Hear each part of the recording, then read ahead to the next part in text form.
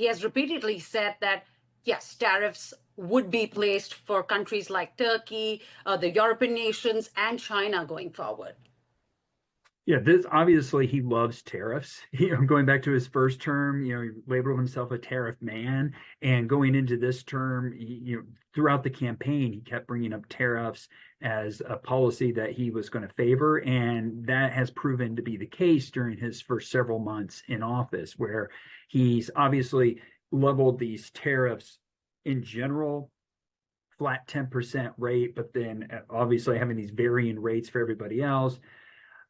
He has used that both as a means of what at least members of his economic team have argued is a need for correction to global imbalances. There is a little bit of truth to that. Whether the tariff is the appropriate way to fix that is another matter. But obviously, and hence to your question, he's also been turning to tariffs as just an overall policy tool.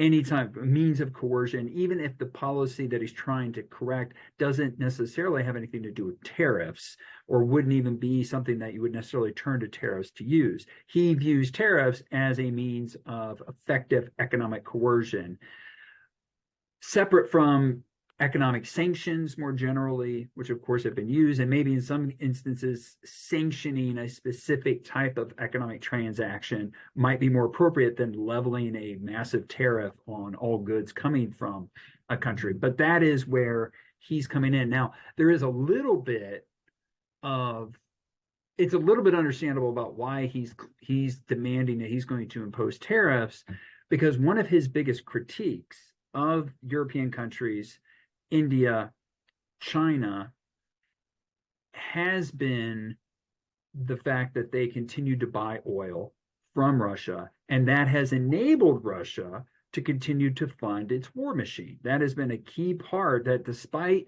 the level of sanctions that were imposed going back to 2022, and of course Russia was already under sanctions prior to that, including sanctions that Trump himself had imposed during his first term, but these sanctions ramped up with the full invasion of Ukraine. But despite that, countries continue to buy Russian energy, Russian oil. European countries, despite the fact that yes, they have reduced the amount of Russian energy that they've been purchasing, they are still acquiring energy from Russia.